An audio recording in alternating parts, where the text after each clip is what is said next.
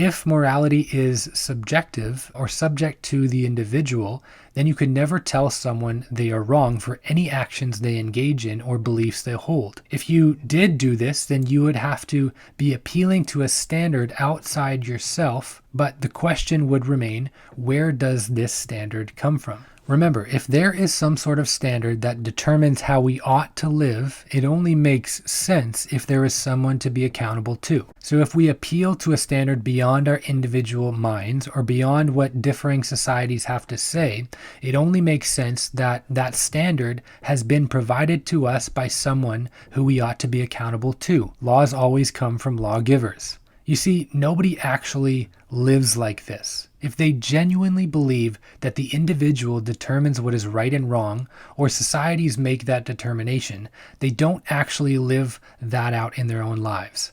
I mean, just think about politics for a second. We are quick to say someone is wrong for their political views, and we're quick to determine that this country or that country is wrong.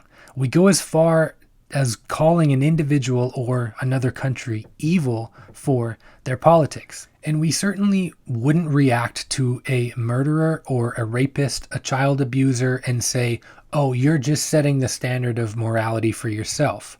Or look at another country or society that approve of those things and say, oh, that's just what they've established for themselves. Why is this? Because we intuitively know those things are wrong. And let me just say that I certainly wouldn't want to live in a world where we simply wash our hands of those things and say, I just have a different standard, or we just have another standard here. Morality determined by the society or the individual creates an unlivable world, and these views are just too problematic.